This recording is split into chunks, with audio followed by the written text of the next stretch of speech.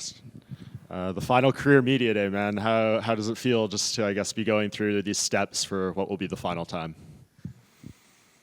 A little surreal. It's kind of comes in waves. It feels like a normal fight week. All the pressure, all the obligations of fight week, cutting weight, repetitive interviews, thinking about the fight nonstop in the back of my head.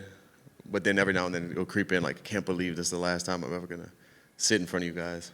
Yeah, we had Brendan Allen in here a few minutes ago, and he was saying like he's staying at home all fight week, driving down here every day. Did you consider that, or is it a little too far? And do you feel like you need to be kind of here to lock in more? Yeah, with all the stuff these guys stack on my itinerary, which is ridiculous and way too much, I couldn't drive back and forth like that multiple times. I flew in from South Florida to Lafayette.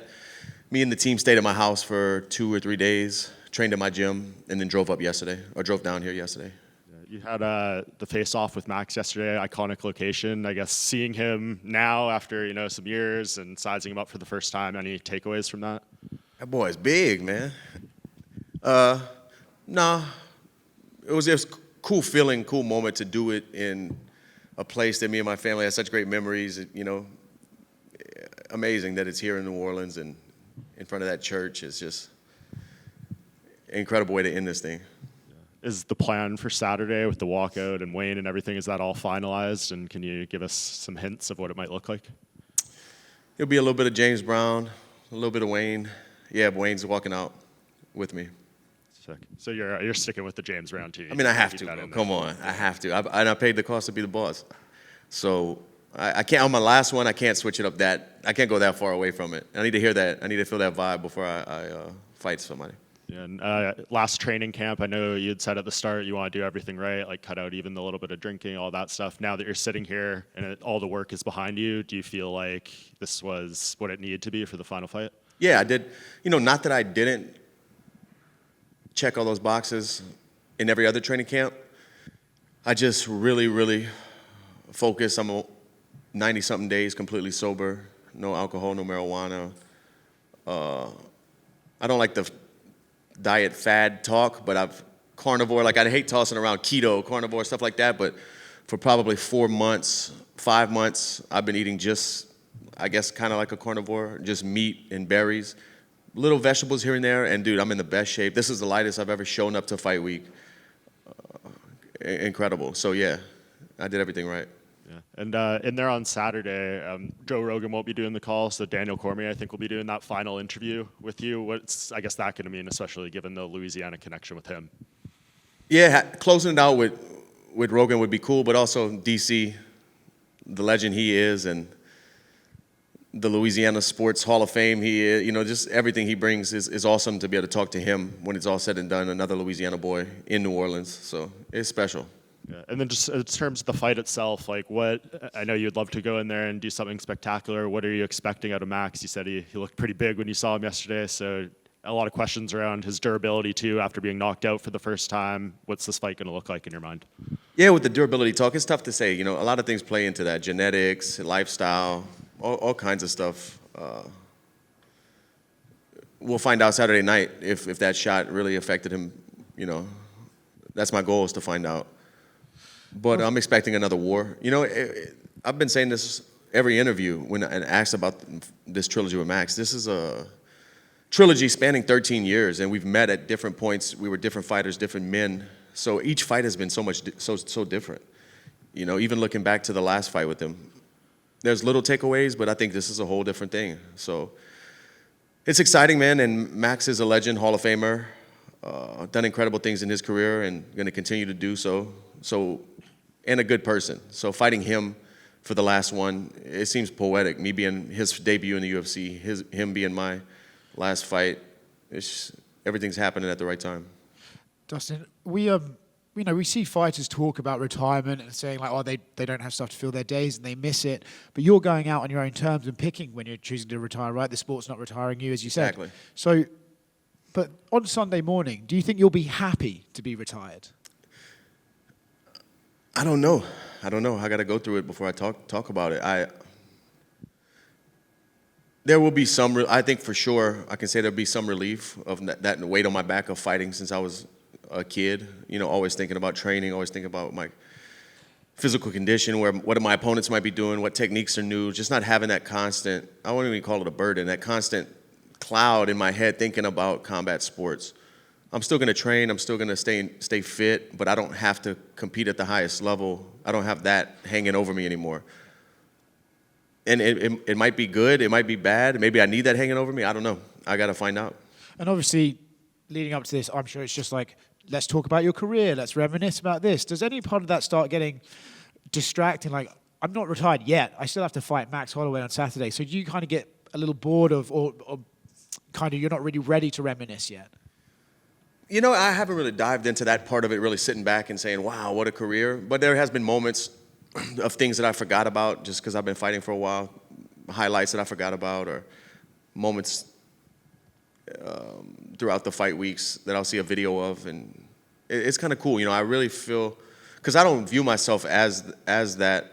You know, I just feel like a normal guy, a fighter, chasing dreams. I don't look back and think like, oh, I did do some pretty cool stuff. But the love and outreach from fans and stuff has been incredible this last training camp. I've seen so many people. I feel appreciated. You know, it feels good because I never like sit back and look at myself like that. I'm always chasing the goal. I never look at it. So it's been a lot of love, man. Yeah, justifiably so. Last one from me. Let's say, you know, coming to the last minute of the fight, you've been through a war, last 10 seconds, Max points to the ground. You have to jump the guillotine, right? You have to jump the ghillie right away. Of course, bro. That's my plan, is to point down. As soon as we start swinging for the fences, double leg, let's grapple. Dustin, what does it mean to you to have the Acadiana Lafayette community here literally and figuratively in your corner for your last bout? It's amazing. You know, I've been saying it all week.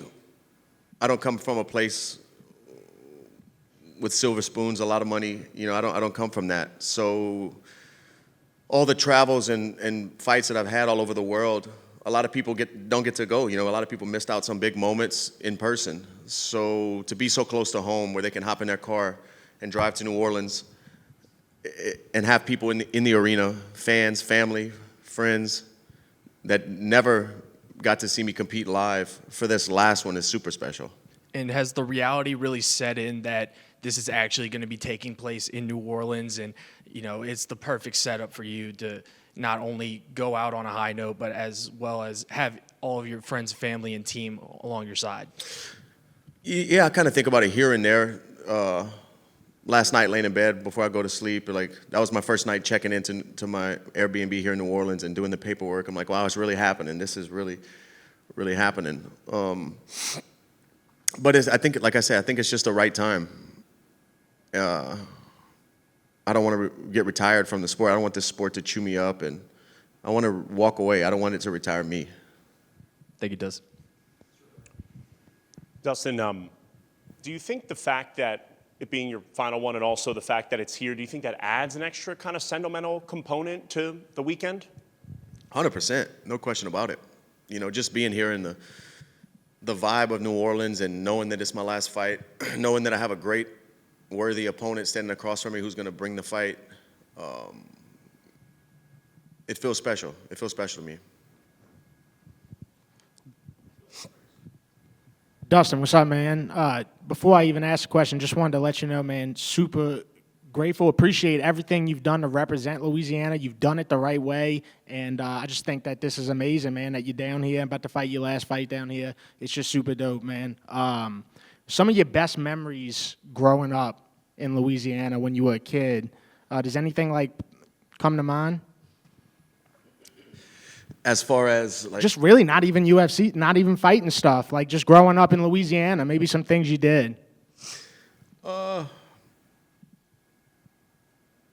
mean, as it pertains to fighting, you know, coming here to New Orleans when I was a young kid, I think 2008, I might have fought in the Superdome. Rich Clemente put on a show during a car show, and they were doing it in the Superdome. He set up a cage in the middle of the cars, and I don't know if there's ever been before or after another mixed martial arts fight in the Superdome, but in 2008, I fought in the Superdome. That's a crazy memory, man. Growing up in Louisiana, having everybody there and fighting in where I grew up watching the Saints play, you know, that's incredible. That's a legendary name too, Rich Clemente. I mean, people down here, we know Rich Clemente. Of course. What do you think makes Louisiana people so great? You know what I'm saying? So different.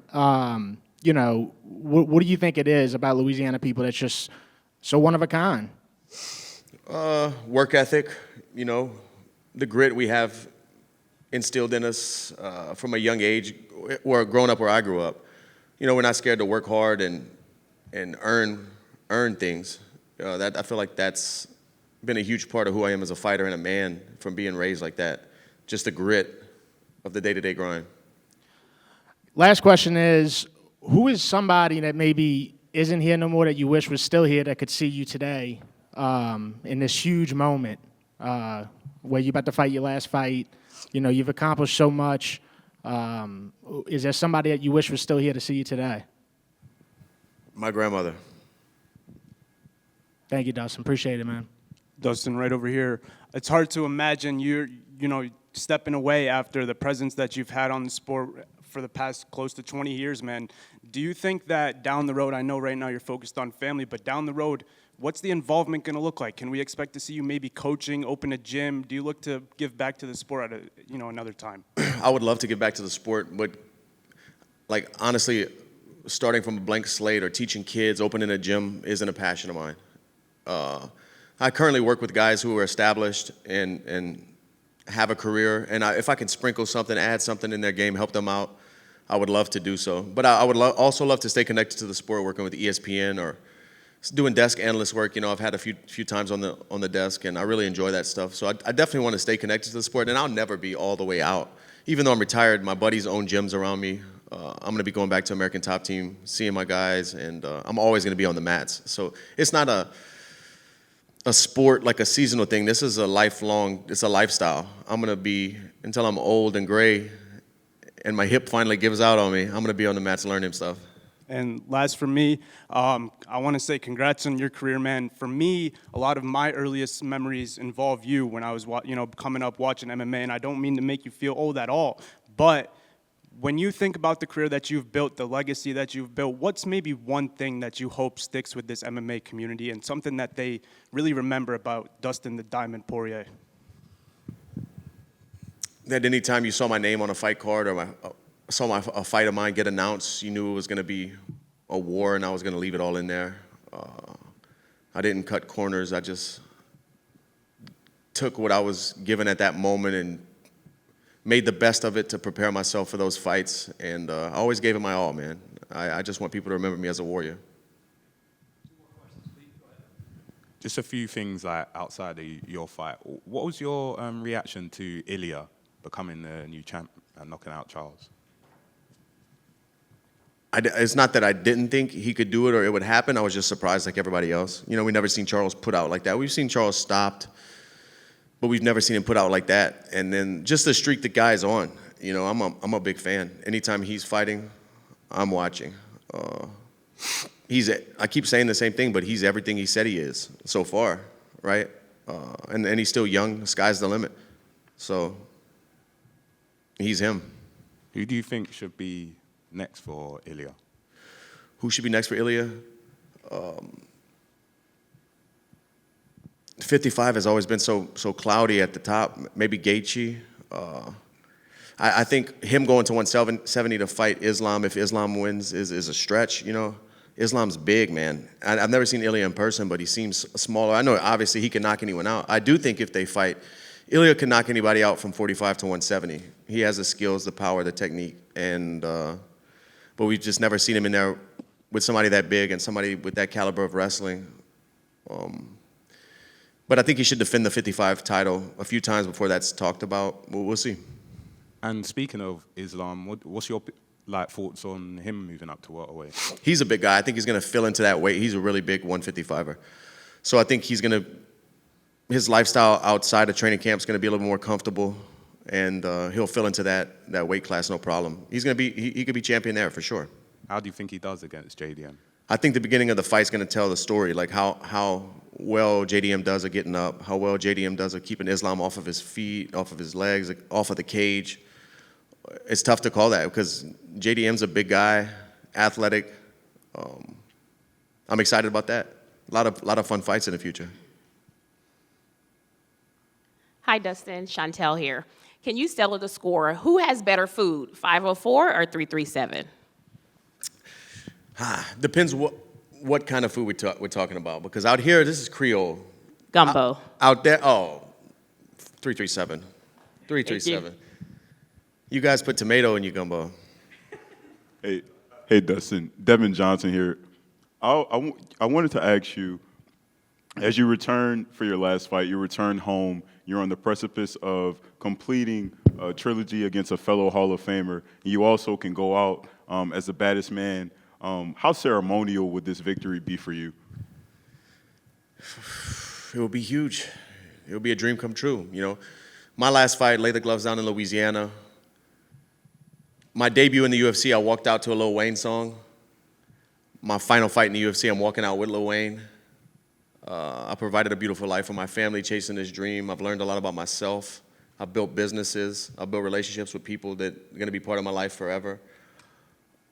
Going out with that belt in Louisiana, not getting on a flight Sunday morning, driving home in a state where I live and reside, a state where I was raised and reside is a storybook, a storybook ending. So if I can get my hand raised Saturday night, walk out of there with that BMF belt, I'm the baddest motherfucker forever, man.